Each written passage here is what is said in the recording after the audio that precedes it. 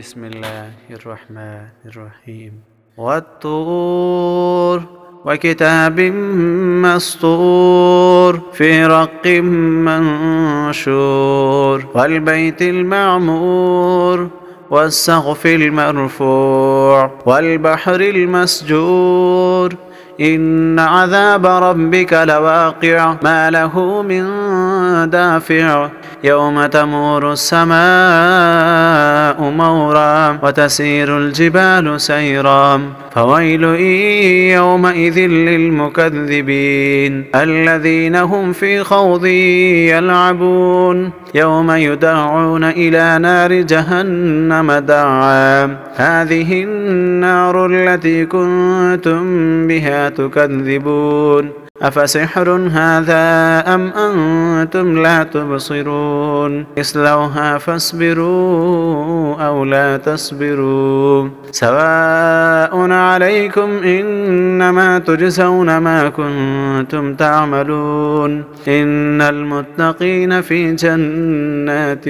ونعيم فاكهين بما آتاهم ربهم ووقاهم ربهم عذاب الجحيم كلوا واشربوا هنيئا بما كنتم تعملون متكئين على سرر مصفوفة وزوجناهم بحور عين والذين آمنوا واتبعتهم ذريتهم بإيمان ألحقنا بهم ذريتهم وما ألتناهم من عملهم من شيء كل امرئ بما كسب رهين فأمددناهم بفاكهة ولحم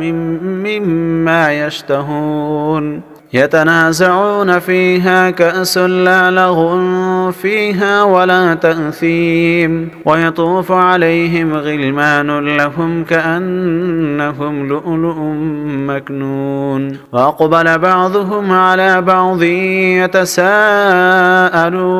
قالوا إنا كنا قبل في أهلنا مشفقين فمن الله علينا ووقانا عذاب السموم إنا كنا من قبل ندعوه إنه هو البر الرحيم فذكر فما أنت بنعمة ربك بكاهن ولا مجنون أم يقولون شاعر نتربص به ريب المنون قل تربصوا فإني معكم من المتربصين أم تأمرهم أحلامهم بهذا أم هم قوم طاغون أم يقولون تقوله بل لا يؤمنون فليأتوا بحديث مثله إن كانوا صادقين أم خلقوا من غير شيء أم هم الخالقون أم خلقوا السماوات والأرض بل لا يوقنون أم عندهم خزائن ربك أم هم المسيطرون أم لهم سلم يستمعون فيه فليأت مستمعهم بسلطان مبين أم له البنات ولكم البنون أم تسألهم أجرا فهم من مغرم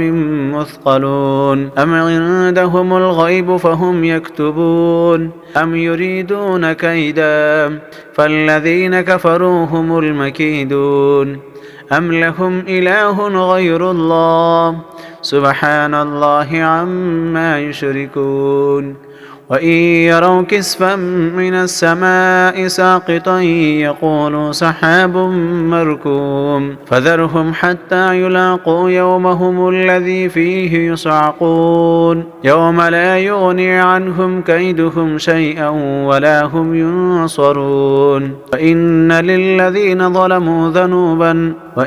للذين ظلموا عذابا دون ذلك ولكن أكثرهم لا يعلمون واصبر لحكم ربك فإنك بأعيننا وسبح بحمد ربك حين تقوم ومن الليل فسبحه وإدبار النجوم